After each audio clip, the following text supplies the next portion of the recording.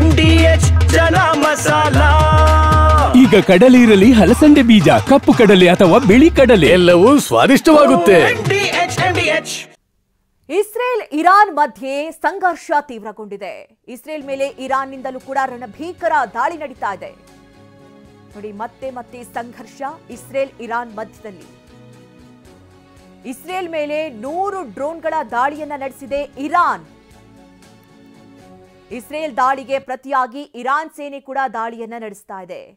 ನೋಡಿ, ಇಸ್ರೇಲ್ ದಾಳಿಯಿಂದಾಗಿ ಇರಾನ್ನ ಅಲ್ಲಿನ ಮುಖ್ಯಸ್ಥರು ಕೂಡ ಸೇನಾ ಮುಖ್ಯಸ್ಥರು ಕೂಡ ಸಾವನ್ನಪ್ಪಿದ್ದಾರೆ. 3 ಮಂದಿ ಸಾವನ್ನಪ್ಪಿದ್ದಾರೆ ಎನ್ನುವಂತಹ ಮಾಹಿತಿ ಬರ್ತಾ ಇದ್ದಂತೆ ಈಗ ಇರಾನ್ ಕೂಡ ಪ್ರತಿದಾಳಿಯನ್ನ ಮಾಡ್ತಾ ಇದೆ. ಇಸ್ರೇಲ್ ಮೇಲೆ 100 ಡ್ರೋನ್ಗಳ ದಾಳಿಯನ್ನ ನಡೆಸ್ತಾ ಇದೆ ಇರಾನ್. ಸಂಘರ್ಷ ಮಿತಿ ಮೀರ್ತಾ ಇದೆ. ಹೀಗಾಗಿ ಒಂದು ಕಡೆ ಕೇಂದ್ರ ಸರ್ಕಾರ ನಮ್ಮ ಸೈನಿಕರಿಗೂ ಕೂಡ ಎಚ್ಚರದಿಂದ ಇರುವಂತೆ ಸೂಚನೆಯನ್ನ ಕೊಟ್ಟಿದೆ ಎನ್ನುವಂಥದ್ದು. ಇರಾನ್ ಮೇಲೆ ಇಸ್ರೇಲ್ನಿಂದ ರಣಭೀಕರ ದಾಳಿ ಆಗ್ತಾ ಇದೆ. 3 ಅಧಿಕಾರಿಗಳನ್ನ ಹತ್ಯೆಗೈದಿದೆ ಇಸ್ರೇಲ್. ದಾಳಿಯಲ್ಲಿ ಇರಾನ್ ಸಶಸ್ತ್ರ ಪಡೆಗಳ ಮುಖ್ಯಸ್ಥ, ಕಮಾಂಡರ್, ಮಿಲಿಟರಿ ಅಧಿಕಾರಿಗಳು ಸಾವನ್ನಪ್ಪಿದ್ದಾರೆ. ಇರಾನ್ನ ಟೆಹರಾನ್ನಲ್ಲಿ ವಾಸವಿದ್ರು ಈ ಅಧಿಕಾರಿಗಳು. 3 ಹತ್ಯೆಯ ಬಗ್ಗೆ ಇಸ್ರೇಲ್ನಿಂದ ಘೋಷಣೆ ಆಗಿದೆ. ನೋಡಿ, ಇದ್ದಕ್ಕಿದ್ದಂತೆ ದಾಳಿಯನ್ನು ನಡೆಸಿದಂತಹ ಪರಿಣಾಮದಿಂದಾಗಿ 3 ಅಧಿಕಾರಿಗಳು, ಇಸ್ರೇಲ್ನ 3 ಅಧಿಕಾರಿಗಳು ಹತ್ಯೆಯಾಗಿದ್ದಾರೆ. ಇರಾನ್ ಸಶಸ್ತ್ರ ಪಡೆಗಳ ಮುಖ್ಯಸ್ಥ, ಕಮಾಂಡರ್, ಮಿಲಿಟರಿ ಅಧಿಕಾರಿಗಳು ಸಾವನ್ನಪ್ಪಿದ್ದಾರೆ.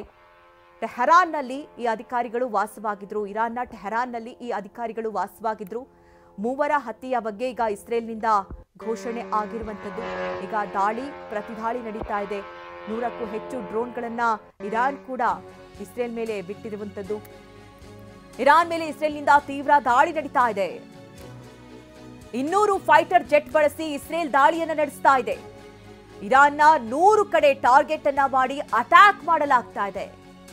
ರಣಭೀಕರ ದಾಳಿಯನ್ನ ಮಾಡ್ತಾ ಇದೆ ಇಸ್ರೇಲ್.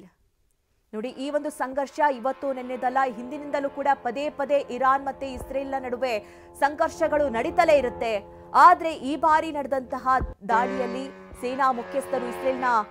ಇರಾನ್ನ ಸೇನಾ ಮುಖ್ಯಸ್ಥರು ಸಾವನ್ನಪ್ಪಿದ್ದಾರೆ. ಹೀಗಾಗಿ ಪ್ರತಿ ದಾಳಿಯನ್ನಂತೆ 100 ಕಡೆಗಳಲ್ಲಿ ಇರಾನ್ ಕೂಡ ಟಾರ್ಗೆಟ್ ಮಾಡಿ ಅಟ್ಯಾಕ್ ಅನ್ನ ಮಾಡ್ತಾ ಇದೆ. ಜೊತೆಗೆ ಇಸ್ರೇಲ್ ಕೂಡ 200 ಫೈಟರ್ ಜೆಟ್ಗಳನ್ನ ಬಳಸಿ ಇಸ್ರೇಲ್ ದಾಳಿಯನ್ನ ನಡೆಸ್ತಾ ಇದೆ.